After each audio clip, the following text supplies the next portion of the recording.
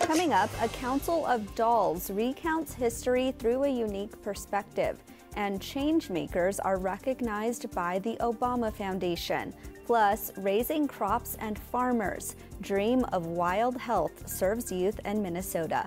I am Aaliyah Chavez. Join us for these stories and the headlines from the ICT Newscast. This program is made possible by the Corporation for Public Broadcasting, a private corporation funded by the American people. Arizona State University welcomes 3,500 indigenous students from Arizona and across the nation. It serves one of the largest populations of indigenous students among U.S. colleges and universities. We created a sense of place for tribal nations to create futures of their own making through community outreach and research, taught by world-class indigenous faculty where they see a reflection of themselves and their experiences. Find community at ASU.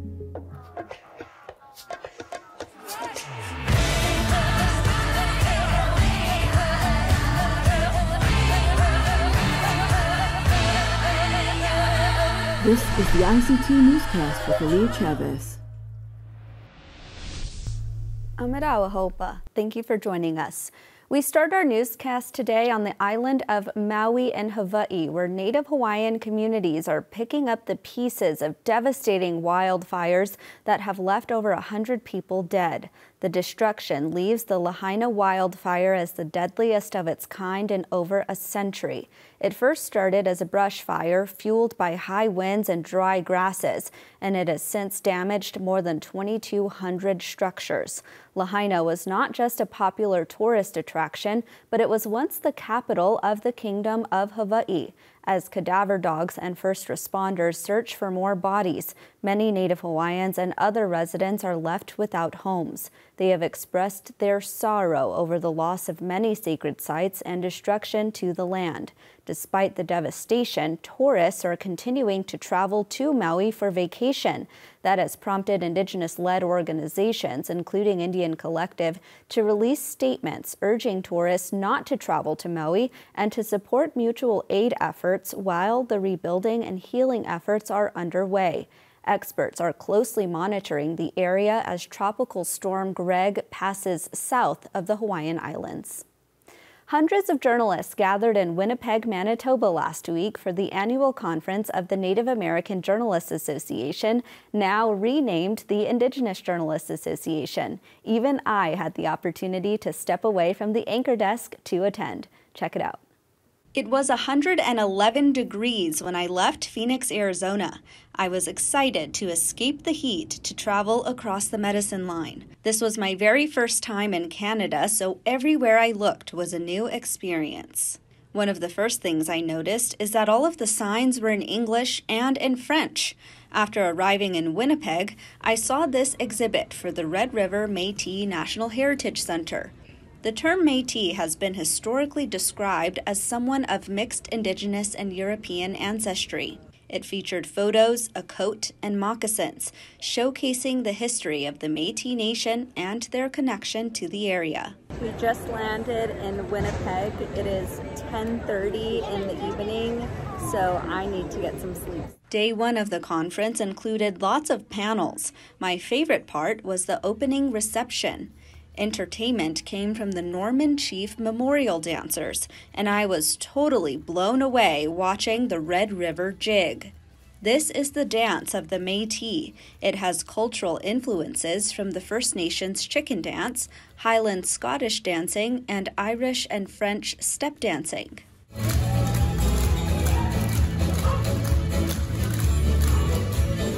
On day two of the conference, I had the chance to visit the headquarters of APTN. APTN was launched in 1999 as the first national Indigenous broadcaster in the world. Today, they have their own studios, numerous bureaus across Canada, and reach over 10 million households. Here I am with their hosts, Dennis Ward and Daryl Stranger. Back at the conference, there was, of course, a major change to the organization as a whole. By a vote of 89 to 55, or nearly 62%, the membership voted to change the name of the Native American Journalists Association to the Indigenous Journalists Association. The leading organization for Indigenous journalists has a new name. The conference ended with a wonderful awards ceremony where the ICT Newscast won a first-place award for Best Newscast and 2 second-place awards for our journalism. Reporting from Treaty 1 territory, also known as Winnipeg, Manitoba, Canada, Aaliyah Chavez, ICT News. We send our congratulations to all of the winners of the 2023 National Native Media Awards. And those are the headlines for the ICT Newscast.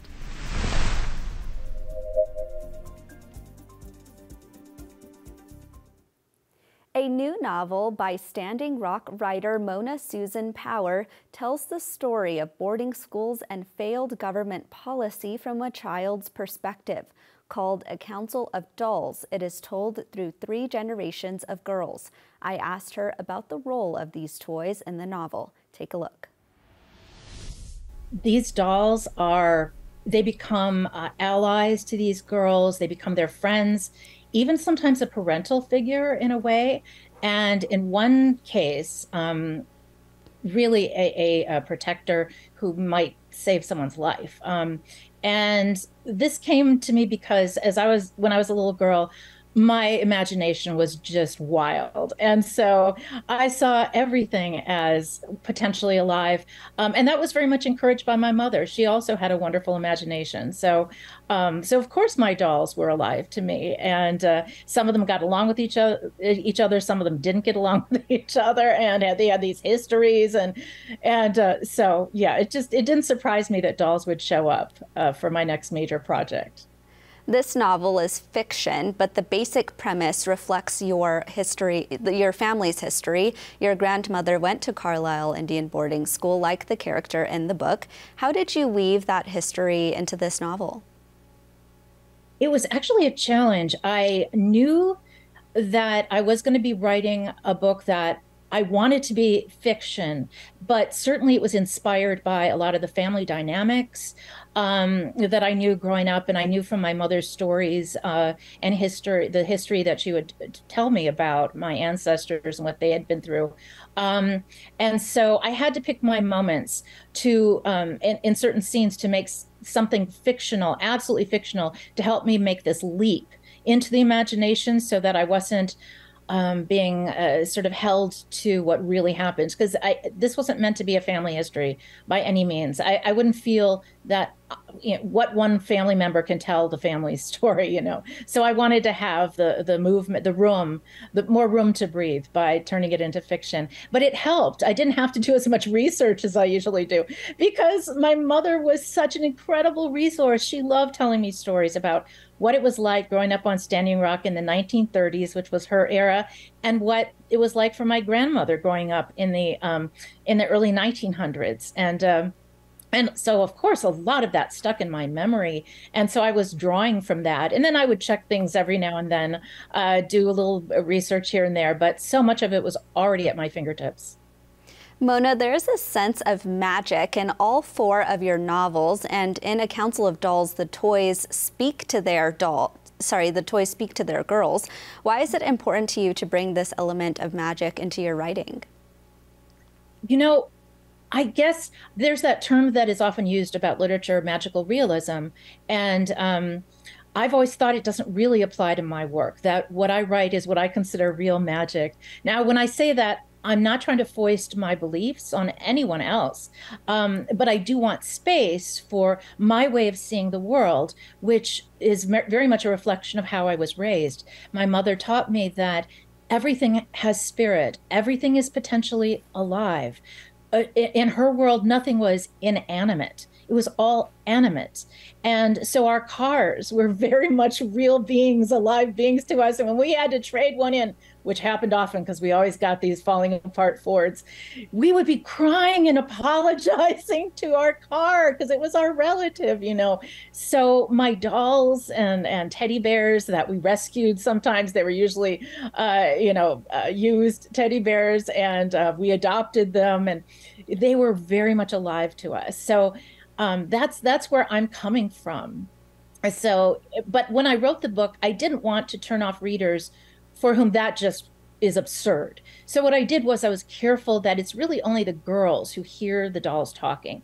I left it so that a reader coming from a different perspective could think, oh, it's just the girls imagining them into being, manifesting them because they so desperately need this ally. So I was trying to work it both ways. I can absolutely relate to that. A lot of my cousins and my mom like to tease me because my car, I named her Nancy. And to me, she is this, this beautiful car that protects me and takes me places. So I can relate to that. I want to switch gears, though, and talk about the cover of the book because it's absolutely beautiful. Tell us who did the artwork. Oh, thank you for bringing up that question. Holly Young, who is also of Standing Rock. I should say I'm enrolled on Standing Rock, but I wasn't raised there. I was born and raised in Chicago, so my experience is more of an urban native experience. But my mother was born and raised there, and so Holly Young is a Standing Rock Dakota, and I'm just a huge fan of her beadwork art. It's just gorgeous. And now she has some prints of her beadwork designs, including the cover for sale at Birchbark Books, which is Louise Erdrich's amazing treasure of a bookstore in Minneapolis. Well, author of A Council of Dolls, Mona Susan Power, thank you so much. The Obama Foundation is recognizing changemakers to strengthen democratic institutions in the U.S. Each receives one-on-one support to tackle pressing issues. Tasha Friday of the Wichita and affiliated tribes will join the first leadership class. ICT's Stuart Huntington has this interview. Tasha, thank you for joining us today. Well, thank you so much for having me. I'm excited to be here. First, I have to say congratulations on this honor from Obama World. Right. So exciting and amazing to be included in this inaugural cohort as one of the representatives from Indian country. I can't think of a bigger blessing. Were you surprised when you got the word? So I was definitely shocked. I can't say that I was surprised. I did, put my name in the hat for being selected, but I really thought it was kind of slim to none. The United States is a huge place, and I've tried to do really good work in my career. And just really glad that they were able to see that and give me this amazing opportunity. Are you looking forward to one particular thing when you jump into this work with your cohort? Sure. So we've already kind of jumped in. We've had a couple of meetings. Really excited to learn and be thought partners with other leaders throughout the United States. It's really a great community so far, and excited to build those relationships. I think a lot of us are doing amazing things, and there are so many intersections and innovative ways in which people are approaching challenges. So I'm excited to really just have a brainstorming session for the next 6 months and see what we can do to change the world. Oh, that's fantastic. You're now on the Pine Ridge Reservation in South Dakota. Tell us a little bit about your work there. Sure. So I am the National Director of Tribal Programs for Friends of the Children, where we are a youth mentoring program where we have paid professional mentors starting ages 4 to 5 all the way through high school. So we walk alongside those youth for 12 years plus, no matter what. My role in National is really elevated here within South Dakota because this is the site of our first Native American culturally specific site, the Friends of the Children Hesapa. So we have a location in Rapid City and one here on the reservation where I live called the Oglala Lakota Nation site. And so this is the first time Friends of the Children in its 30-year history has really intentionally worked within Indigenous communities using our cultural identity as the foundation of the model. And I understand that a cornerstone of the model is an intergenerational approach. Absolutely. So I love that you call it an intergenerational approach. A lot of people call it a two-gen approach, but as you know, within Indigenous families, we're multi-generational. Yeah, so it's really great. So not only are we there to support young people both inside and outside the classroom, but we also support their families. And one thing that we're doing within South Dakota and Indian country, where we're serving both rurally and within urban Indian centers, is really trying to incorporate that cultural identity as a protective factor, uplifting families by reconstituting extended kinship systems, and really just bringing us back to who we are, which strengthens our families. Now, I know you said that you're on the Pine Ridge Reservation, but your work is national. So you're working in indigenous communities across the country? Yes, all over Indian country. It's really exciting because a lot of people haven't heard of Friends of the Children. I have a background in tribal youth programs and juvenile healing to wellness courts. So I've had the opportunity to see this type of work across Indian country, kind of see what works and what doesn't. I'm really excited about what this model is going to bring. And tribes and tribal communities are really excited as well. We currently have a couple of chapters in Montana. We're expanding to the Flathead Reservation. And so just super excited about this, and also very intentional in my work because I have a very traditional background and upbringing. So, really working to authentically work in Indian country as good relatives, even going back to getting tribal resolutions of support and honoring our sovereignty when we're asking to come into community and have access to our greatest resource, which are the future generations.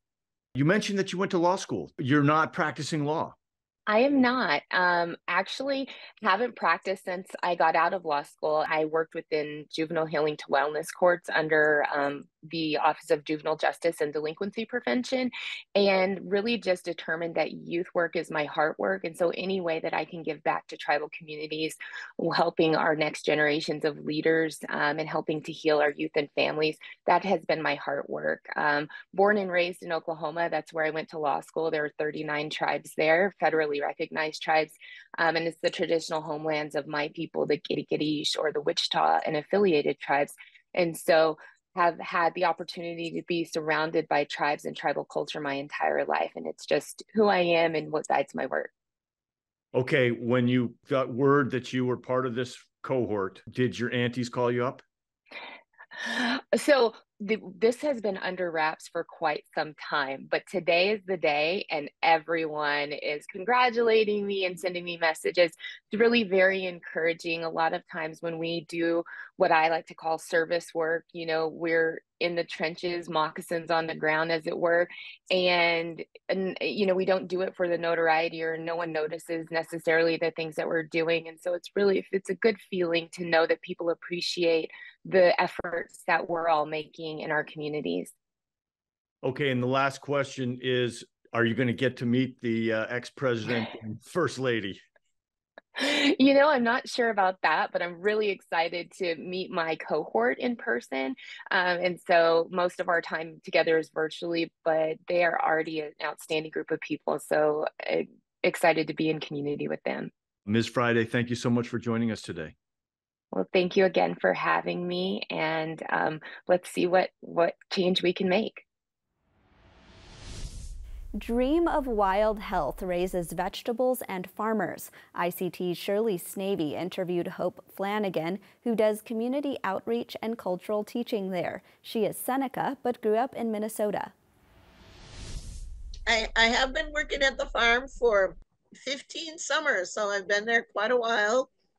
And usually when we start our day at the farm with the youth, we start with our tribal introductions, and we'll do our prayers. So I do the prayers that I was taught by elders that I worked in the Ojibwe immersion classroom for 10 years. So I follow the ways that I was taught. So when I introduce myself, I'd say, Bujun Indinoe Magani Duk, Nejiba Madazik, Du Denansi Koi Indigo, Mikanak Nindu Dame, Tawanish Kodiganing and Du Jaba, Nokia Dream Wild Health Ashinano Bibunicus, Gayawan and Manigitchiman Wayne Jayano Ma. I really enjoy working there. I especially enjoy working with the young ones. With practice and work, we started to get the young people involved, young Native people. Well, at first, they would look at us like we were crazy. Why did we want to grow vegetables, and what were we going to do with them? And what on earth is a kohlrabi anyway? So we put our minds together and decided that the best way to do this is to get the young ones involved in cooking and planting, growing, harvesting, and cooking. And it really worked, because once they had a hand in preparing the food and doing taste tests, then they became really interested in, oh gosh, if I do this, then I get this flavor. So they were looking at, oh, that sounds like a good idea. It wasn't even like running our own farmers markets, because we started that way too, by going to the native housing area called Little Earth United Tribes. We would do a little farmers market there, but that did get them as engaged as when they could cook for each other and themselves. So that seemed to be the ticket. So as that happened, we started to see, oh, well, we can get involved in the farmers markets. And that's what we started to do, is have the youth growing the foods, cooking the foods, like working with a chef, or and it was always a native chef, to show them how to create their own foods for lunches. And then we added breakfasts after a while. So we made a policy. It was a good relative policy. And we would always make sure there was no white flour, white sugar, no milk. So all focusing on healthy foods that would encourage health for the young ones, eating in a more healthy way and working in a more healthy way.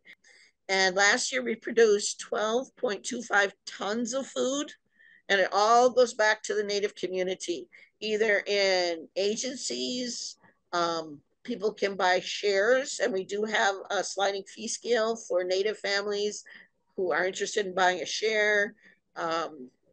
For Native chefs, like we have chefs through the Minneapolis American Indian Center, through Division of Indian Work, through even Sean Sherman's Owamity. And then we could see like the young ones that were really interested in chefing. Last year we had 3 that were working at Owamity Restaurant. So our view of working with the youth was always longitudinal too. Like, don't just say, oh, we worked with this many number of Native youth and then drop them so we can get a higher number. It was, this child is returning. Now they know how to gather garlic. Now they know how to dry the garlic. Now they know how to process it.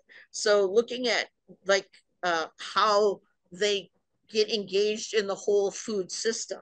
For us, we're seeing big changes in the heat level, and we're seeing big changes in the water levels. So being mindful of that, we're paying attention to what's going to grow, what's going to thrive. So if we have, for example, in our seed garden, if we have for growing out Taos squash. So if we're growing out the Taos squash, the squash from Taos Pueblo, then if it's growing out there in Taos, those are going to be 2 different strengths that it has. Now it can take that soil in Taos, but it can also take this soil in Minnesota. So we've got the same seed, but it's developing different strengths and different aspects. That's what this whole concept of rematriation is, when those seeds go back to their tribes, and then hopefully they give them out to different Native individuals that will grow out those seeds, and those seeds will have other soil types, other water levels, other conditions where they can become strong in different ways. One of the key phrases we use all the time is, we grow seeds and we grow leaders. Because a lot of these concepts about like respecting the youth and respecting the seeds, that they really are seeds, you know, those youth really are seeds. So the concept being, we're looking at that next 7th generation too, like what's happening along the way. We need to respect them and make sure that they flourish. And a lot of those concepts are embedded in the languages. So we also encourage the young ones to start learning languages. Every plant has a gift, whether it's a gift for breathing issues. Last year, we saw all sorts of plants that were coming up that their gift was to address breathing issues. Well, this year we've been fighting smoke like crazy from the Canadian fires. So even before the farming season started, I made the herbal tobacco blend that we used to put down as our thank you. And it was a breathing blend. It was all the plants that you would use to support our breathing system. I feel like we're in a time that we're being challenged to be strong. And this was a teaching that I got from a fellow who was half Dakota and half Ojibwe, Chris Leith. Oh man, that guy, he would speak both languages too. But he said, remember, it's so important to think about being healthy in all the four ways in the medicine wheel: mentally, emotionally, physically, and spiritually. Don't focus on just one area. You have to be mentally, spiritually, physically, emotionally strong, all four, and you have to try to be balanced. So when we do those prayers, and I'm sure most of your readership is familiar with, you do the four directions, Mother Earth, then it can vary tribally what the middle one is. For us, it's the water world and then the sky world. So you're trying to find that balance in the globe. It's a globe of intention of all the unseen beings that we're thanking and that are watching over us. And that's a slice of our Indigenous world. For all the latest, visit ictnews.org. From all of us in the newsroom, stay safe, my relatives.